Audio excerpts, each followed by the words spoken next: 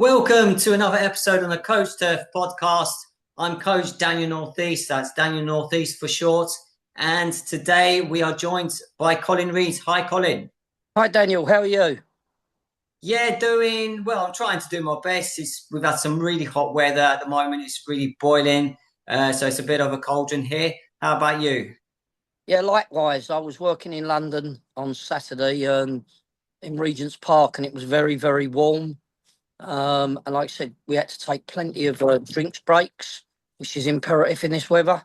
Obviously, got a little bit of a tan, as you can see, even though I had suntan cream on.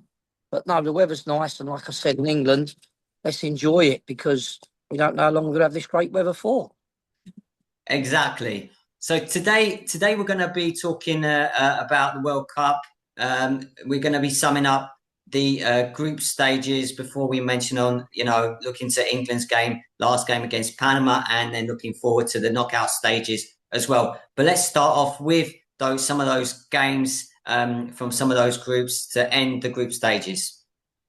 Yeah, as we spoke, obviously they was coming to their third and final games, which was the ultimate game, which would decide whether people qualified or not, or where they qualified. Did they go through as winners, runners up, or even getting a third place? So yeah, I've got a couple of results sitting in front of me, where USA got beat by Turkey, which was a bit of a surprise, knowing that the US had got off to a great start and won their first two games. So just losing that little bit of momentum, but obviously USA qualified, and yeah, was a little bit surprised that Turkey had beaten them. So that was one result.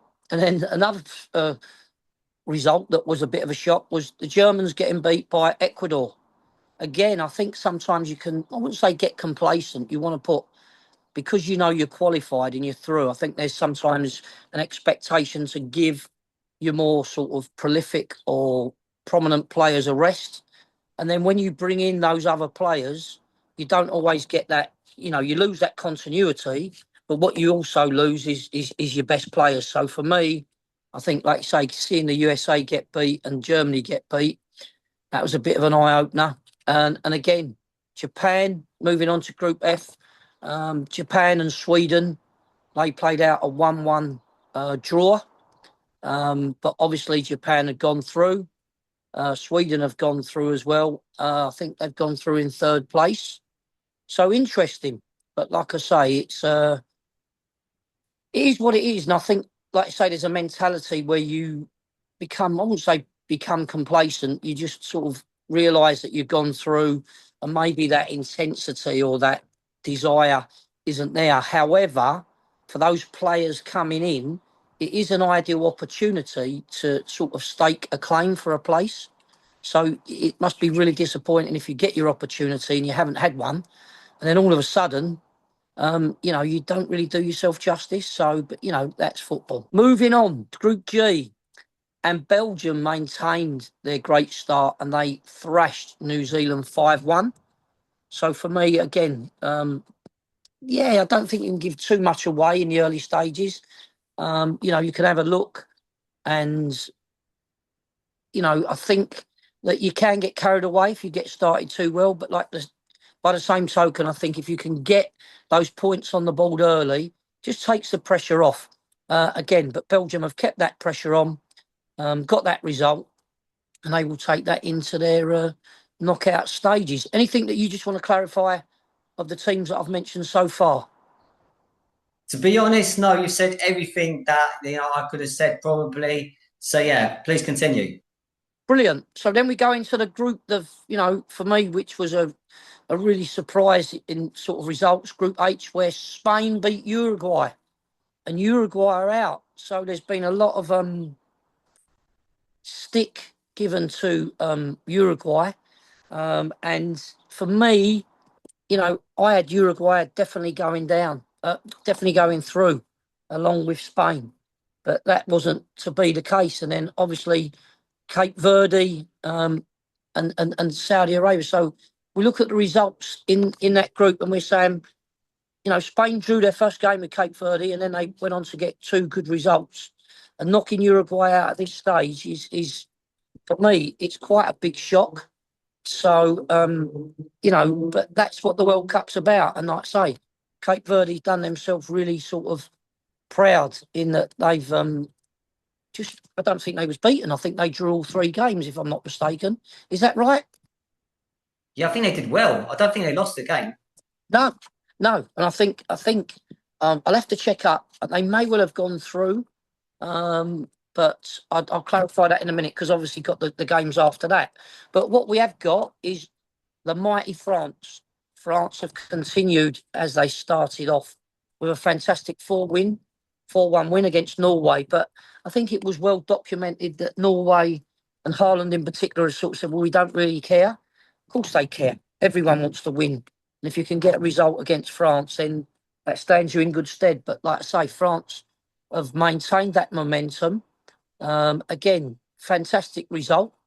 But the surprise result for me was Senegal beating Iraq 5-0. And at one stage or 2 stages didn't look good for Senegal, but they've progressed through because of that 5-0 win. So, they got 3 points, but I think the goal difference was enough just to get them through. And I think they was the last team that qualified within that 8th position. So absolutely fantastic for Senegal. Moving on to Group J, Argentina, again, another top side. They've gone through, but they've beaten Jordan 3-1. So I think Argentina and France have won 3 out of 3 on their sort of way to the knockout stages. So, yeah, if we look, and we've sort of tipped Argentina and France off for going deep into the competition and even potential winners. So, there's every reason to believe that with those results that they've got, that they'll continue them when they get into the knockout stages. So that's fantastic. Moving on to Portugal and Colombia. So that was a little bit of a basketball match. That was very up and down, very open. Portugal drawing with Colombia. So, that's a fantastic result for Colombia. I think Portugal were the favourites to go through, but I think Colombia tipped it in that division. And obviously in that result, in that group,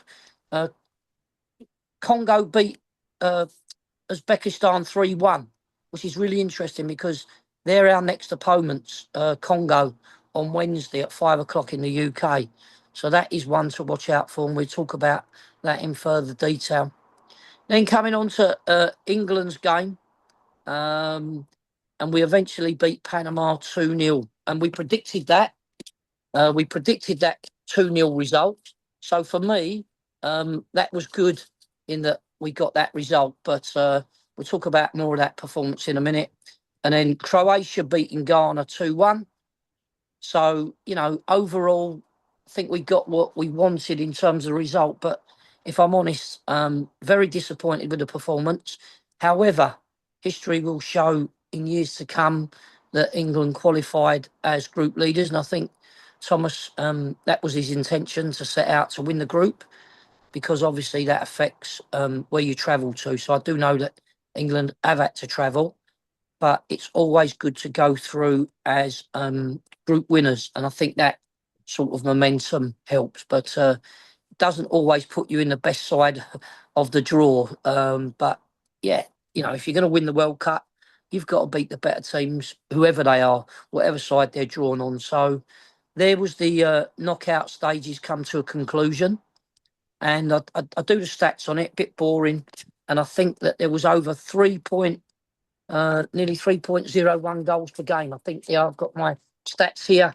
There was 217 goals scored, if I'm not mistaken, in the opening rounds, which for me is a lot of goals. And I think if you look, and that would be over 3 goals per game, I think it was about 3.01, 3.02. So I think as the knockout stages develop, I think you'll find that average will not be as high, and that's because obviously you've got results against teams that maybe have done well to get there, and there was a couple of good results where they kept it down. So for me, it's been entertaining in that respect that there's been goals.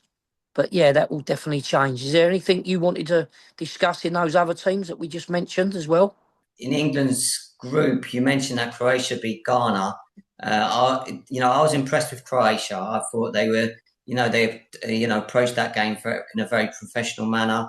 They showed their experience at these tournaments by Yep. getting the result that they needed. And England needed to win their game, otherwise they would have ended up second, and that would have been a different, route to the potential final. So we don't know whether it's a good scenario for England. We'll talk about England in a moment, but these things might matter. They might matter. But I want to also add, as an interesting bit of information that some people might have noticed, might have not noticed, that out of the 10 nations from Africa, 9 got through the group stages. Yeah. Yes, 4 of them were helped by the fact that 4 of those ended in third place and they had enough points to progress, but they did enough that everyone knew the rules before the tournament, and they've got to be, congratulated on that. And I think that is a fantastic success for African football, and I think that's great. I really do. I think that's something that we need to see, where nations, any nation like Cape Verde, I mean, they're through to the next round. They're going to be playing Argentina. I mean, before the tournament, a lot of people would probably have said they're going to be bottom of the group, but they showed that football can win, and that in my opinion, that's amazing. And a bit that I'm going to say right now, I do think Argentina will win that game against them. But I'm telling you now that if it turns out that Cape Verde somehow pull off some sort of amazing performance, I won't be disappointed. But I want football to win at the end of the day. But yeah, I'll just add it like this. Seeing goals, as you've mentioned, helped probably by the matchups as well. But I do agree with you where you mentioned that in the next, in these knockout stages, we probably won't see as many goals because now we're going to get, teams playing each other, that we expect to do well. The defenses will be more maybe organised. The teams will be more organised. Some might not be taking as many maybe risks or might be playing a bit more cautious. So yeah, we'll see. Do you want to move on to England now? Talk about England. Yeah, no, just before we do, I just want to say something on African football because I've got a friend that's was an international player for Nigeria, and obviously we haven't seen Nigeria qualify, so they're another strong nation that didn't get to the finals. But he informs me, and we look at so many African players who are very talented and are playing and plying their trade in different parts of the world from Africa. And as I understand, there's quite a few of them, and there's now going to be interest because of the exposure on the world stage. I think there'll be more players from Africa moving abroad and going to different parts to play their or say domestic football, play in different leagues around the world, and then it will become their domestic game. And I think once you start to get exposure, and for me in Africa, there's so many talented players as we've seen over the years, and because of maybe the infrastructure and the way things are in Africa, it's a great get out for a lot of these youngsters. And like I say, my friend come over from Africa when he was 14 years old. He was scouted and he ended up playing in Belgium, Austria and Germany, and now he lives in the United Kingdom. So he runs a team and he's got an academy back in Nigeria, and he actually owns a club in the second division of the Nigerian league. So he's always telling me about the talent, and he's constantly saying, can we get these players over for trials? Can we get them here and now? And I said, Benny, it doesn't go like that. Generally you have to go and play in Europe, and then if people want to buy them players, then they can be imported or exported from Europe over to England. But at the moment, unless you're a full international player, then and you're a youngster, then you can't get into play in the UK, which is sad. But like I said, I can see things changing where they maybe come from Africa and then go via Europe and then come into England that way. So let's wait and see. But moving on, like you say, to the mighty England. So we've got still quite a bit of time left. And if I look down just to see my chart, there was a few changes in there, a couple of changes that we saw. Pickford obviously stayed in goal. We started with Kwanzaa at right back, and that was because of the injury to James. We had Konza at centre half and Gay, and left back O'Reilly come in to start because he didn't start the previous game. And then because of the injury to Rice, we then had a change in midfield, and we had Bellingham and Anderson as initially the two holding midfield players, the two pivots, with Rodgers playing in the 10 role.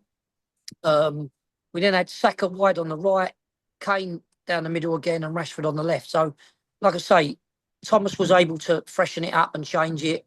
As I understand, Rice is going to be ready for the next game, but it was just a precautionary. But so it did really start off as a 4-2-3-1 as England and Thomas's preferred system. But because we played Panama, it almost morphed regularly into like a 4-3-3 with Anderson holding and Bellingham pushing on in that sort of advanced left-sided area, and Rodgers just sliding across to the right. So, that's what it looked like on paper. Like we said, it was potentially it could have been a slip up, but like I said, the performance wasn't that good. And what I'm looking at and seeing is, yeah, we had to be patient, and which we were, and then obviously the goals come eventually from Bellingham turning in a corner, which was a good finish, and then Kane, rose high to finish, with his header. So we got the result, but for me, I'm looking there and saying, whilst there's no easy games, where you look at where Panama are in the world, but like I say, at the end of the day, we won 2-0, but I would have thought it would have been a little bit more fluid. It would have been a little bit more, yes, we dominated the game. They scored one late on, which was offside. So we've got to be mindful of that going on. But I just think there's still lots of room for improvement. And we're playing Congo, so maybe that gives us the opportunity again to, say, experiment. I think Rice will come back. James, I believe, is still out. It's going to be interesting who he puts it right back, because obviously Kwanzaa got a bit of a niggle. I think he's done his ankle. So, it's going to be interesting in the selection of the side. But again, it's not like we're playing one of the big hitters. So I'd like to think that we can, on Wednesday at 5 o'clock in the UK, we can get a result and move on. But what was your initial thoughts? And obviously I'll talk about in a minute the changes that were made during that game and who he brought on and who we thought done well. Yeah, I mean, for me, I also predicted 2-0 before the game. It was 2-0. It just felt that way for me. But yeah, I mean, it was one of those games where I saw a lot of positivity going forward. But then again at the back, I don't think, looking at England, because I've been analysing the teams, and I've been, like I mentioned last time, kind of looking and analysing teams, some teams' front players and Yeah. the back and the defensive units. Yeah. And to be honest, the only team for me who are complete or seem to be as close as complete as you can be is France. Yeah. When I look at it, I know you like Spain as well from a kind of very disciplined and organisational point of view. I'm just looking at players and what I would expect. And when I look at England, I just see that I'm not convinced by Pickford in goal. I've never been convinced by Pickford in goal. And our defenders, the only defender I would probably choose to say that he's a definite should be there is O'Reilly. And everyone else, I would just think, Gahey's okay, Conser's okay. At right back, we've got a problem now because Reece James injured. Kwanzaa, you mentioned, he's out. So who's he going to go there? And another thing, I know we're playing Congo, and yes, I agree there might not be the big hitters, but we also kind of it was chalked off eventually. But Panama got the goal, got the ball in the back of net. They got that situation, and against some pacey players. And if I'm not mistaken, Congo have a talented player called Wissa, he's at Newcastle now.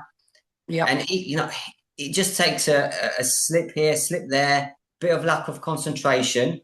I think what you said, I mentioned it last time. I said it would be important to get a clean sheet, whatever, and we did get that. So the paperwork will show 2-0. Like I said, there was some concerns, but I think with the pace of Konza, who has got pace, and obviously with Gay, they've got pace. So hopefully we'll be able to deal with any sort of counter attacks, because again, I think it'll be the same, that the emphasis will be on ours. England as a side will sort of dominate possession, and I sometimes think that we're not the best when we dominate possession. Although in our DNA we talk about dominating possession and finding a way through, I think we've looked devoid of ideas sometimes, and it looks very evident to me that we lack that sort of fluidity and that sort of them combinations to be able to break down. It's almost like we're playing off the cuff, which is a sad thing to say, but that's what it looks like when you compare it with Spain and when you compare it with France. I think France is a totally different game. There's sort of individuals that will run at people and beat them, where our wingers, although they seem to have pace, they haven't got that ability to fly at people and go past them. Obviously, Gordon appears to have that, but like I say, when a team drops deep, there's not too much space in behind. And if you are picking it up deeper than that deep block, which you're obviously going to, potentially you've got 2 or 3 players if you're going to get past people on the outside. But again, Gordon and Saka being, right-footed playing on the left and a left-footed player playing on the right, then if you're looking to come inside as Rashford does all the time, then you've got to make sure you've got those players in them higher advanced positions. So once you come inside, you can roll it and run, and you can keep your run going. Or it can even be rolled inside, you continue your run, whether it gets played round the corner or set back, and then the third man, if you're the winger that's come inside and you play it, and then you just continue your run and it gets set back, you're making that third man. So they're the sort of combinations I'm looking at. But we get into those areas higher up the pitch and it almost becomes very static. And that's when they come out with all that rubbish about we've just got to move the ball quicker, without really sort of giving a solution about people being able to roll it and run and keep your run going. And people, particularly if you've got 2 players higher up the pitch, that are going to link it. So whether they link it initially off the winger coming inside, or whether it gets played into the front, so Harry Kane's got to stay higher up, if that's going to happen, to get that one that's set back. So for me, lots of work to be done, but hopefully we're not going to be really tested until we beat Congo, which I'm very confident of. And then we get into the real sort of last 16 stages, and we're talking about them playing against potentially Mexico. That's what I think will happen. I think Mexico will beat Ecuador. And then if you look to go on to that next round, and maybe I'm jumping the gun, but I'm just looking at the chart in front of me, then you've got into proper teams like Brazil or Japan, which is going to be a very interesting game, or potentially Ivory Coast or Norway. So the tournament now really starts to sort of get going, and that's when you find out where you're at in terms of world status. And I think there's been a lot of talk about England's now ready. That will remain to be seen. So for me, hopefully there's different challenges, but you can only win the game that you're playing next. So we need to focus on Congo. And like you say, it gives him an opportunity of resting players still, if we think that we're going to go on. But, Anderson is going to be very instrumental in there, whether he brings back Rice and Anderson. For me, I look at it and everybody talks about Rodgers. Rodgers, for me, has been very, very disappointing. I look at him and I haven't seen anything from him. And whilst I'm not saying he's not a good player, there's no evidence to suggest at the moment. And even our wingers have been a bit disappointing. So whether it was getting behind people and delivering crosses or coming in and getting their shots off, then I haven't seen too much of that. So I think we can only get better. I think if we play against a team where they dominate possession, and if we progress that far, I think England are better on the counter-attack. I think, honestly, looking at the players we've got, we're more suited to sitting deep, letting opponents have the ball, breaking play up, and we've got the ability in midfield to do that. If he plays Bellingham in there with Anderson, or Rice with Anderson, or whatever combination. And then once we sort of regain possession, then we're looking to him on the counter-attack. And that would mean then whether it be Gordon or Rashford bombing on in that left area, or Madueke or Saka looking to get forward and, exploiting that space that has been left by encouraging the team to come on. So I don't know what your thoughts are on that. What do you think about our style of play and what suits us best? To be honest, when going forward, I know earlier in the videos, I've been complimentary of Gordon, but to be honest, I haven't been that impressed. To be honest, I've been more impressed with Rashford. So I think he's actually the form player. I think he's the one who's attempting to make stuff happen more. Maybe more. I don't know whether it's a thing that maybe they've been told that you have to play this way, you have to play that way. Gordon just doesn't seem to be trying. No, I'm not saying trying, because he's definitely trying. It's just like there've been moments where I thought, go, take the player on. He's passed the ball, whereas Rashford, he's actually tried to take the players on, maybe get a shot on goal. So I would definitely start Rashford in the next game. Now on the other side, would I start Saka or Madueke? It depends, because eventually I'd like to see Saka, but it depends how ready Saka is to play those games. Madueke, we know he's for me, I know he doesn't always, maybe that end product maybe isn't always what we want, but I've been impressed with Madueke. But same here. I've been impressed with Saka as well. So I would say if we're looking at a kind of like a front four, of course you've got Kane up top. Then for me it would be Rashford on the left, hopefully Saka on the right, and then Bellingham as that number 10, that player up front. Because I do agree with you. I think when you're having those holding midfielders where you've got Anderson and Rice, I think that would work better. Yeah. And I think that's what we should try and work towards, because I think the back five, including the goalkeeper, I think that's going to be something we're not going to have a set. We've got, of course, Pickford in goal, but then O'Reilly. But the other three players, I think we're going to see. Sometimes we might see Gay, we might see Stones might come in for a game. You never know. Conser might stay there. He could get his chance at right back. I don't know. It's not like they've got. Yeah, sorry, go on. Yeah, we'll just have to see. Hopefully we won't get any more injuries, because this is a concern. We're losing players to injuries. We don't know how long Quansah's going to be out for. Reece James looks like he's going to miss at least 2 games. Yeah. So this is a problem. This could be a problem, and I'm just hoping that we're going to have something there where we're going to have a set kind of sort of way of playing. I'm not expecting us to keep a clean sheet in every single game, especially if we progress through this game. It's going to be Mexico or Ecuador in the next game. Yeah. If we get past Congo. So, if we have to play Mexico, that's going to be extremely tough. Ecuador can be a stubborn team. I think, of course, I fancy Mexico to create more chances, but both teams have a chance to go through. I look at the lineup that finished. Obviously, there was a couple of changes during the game. Madueke come on and Spence come on for Saka and Quansah respectively. We ended up with the back four being O'Reilly, Gay, Quansah and Spence. Henderson come on for Anderson, and it was 4-3-3. And in front of Henderson was Eze and Rodgers. And again, Eze for me has been so disappointing.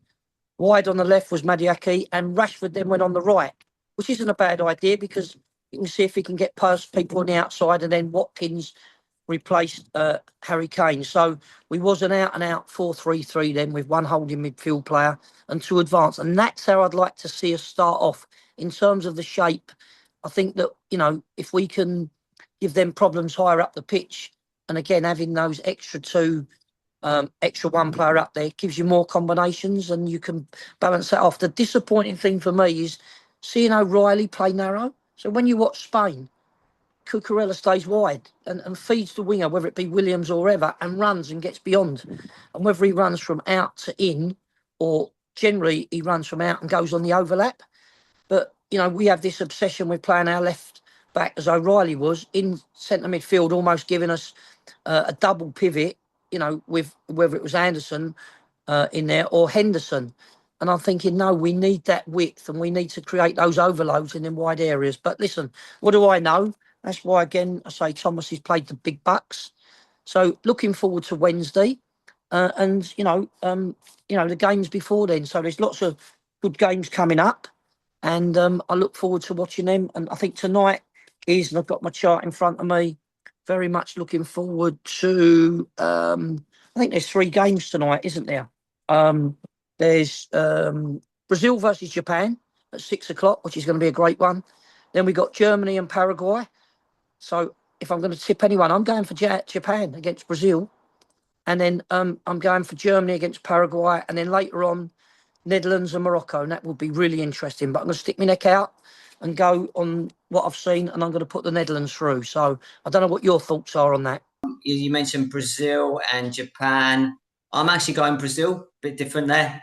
Brazil, one of those teams that I've analysed, and I just like their squad as well. I think they've got a very good chance. Germany, Paraguay, I expect Germany to win that one. Netherlands, Morocco, I think Netherlands will get there. I think they'll get that win. Then we'll mention, just because this is recorded on the Monday before the Wednesday England game, I'll mention Ivory Coast, Norway. That's going to be an interesting one because I think both teams have a very good chance. And it wouldn't surprise me in that game if that game went to penalties. All I'm saying is it would not surprise me. Yeah. Maybe just marginally, if do you know what? No, actually, this one seems so evenly matched. Yeah. Because as I said, I do rate Ivory Coast. They've got a really good side, but because I've got this kind of some warm feeling towards the Norwegians, I want Norway to go through. So I'm going to say Norway goes through. If it's through penalties, it's through penalties. And then France and Sweden. Well, France are one of my favourites and probably the favourite for me. And I think France will beat Sweden. And then before the England game, we've got Mexico, Ecuador, where I think Mexico will just do it. Yeah. I do. I know I've been complimentary of Ecuador, but then again, Ecuador, yes, they did enough in the last game, but in general, not too happy with Ecuador in the group stages. But Mexico have been very convincing as one of the host nations. So I'm going with Mexico win here. And as far as England are concerned, against Congo, I think we'll win this one. I'm going to put a kind of confident 3-0 on that one. Well, let's wait and see, and hopefully that happens, and then it gets into the stages where teams will really be tested, from a tactical point of view, and obviously because of the heat. So, all to play for. All to play for. Okay, Colin. Well, next time we record these videos around the World Cup, we'll be, we'll share our thoughts on the games that have been played, share our thoughts on England against Congo, whatever result that will be. Hopefully we'll go through, and we'll look forward to some future games in the competition. Thank you for today. I hope everyone's enjoyed it. So yeah, thanks, Colin. All the best. Thanks, guys. See you later, Daniel. Thank you very much. And to everyone else, if you want to stay up to date with the channel, then feel free to subscribe, like, comment, and share. Notification bell, to stay up to date with everything that's on the Coach Turf podcast. And we hope to come back very, very, very, very soon. And come on, England!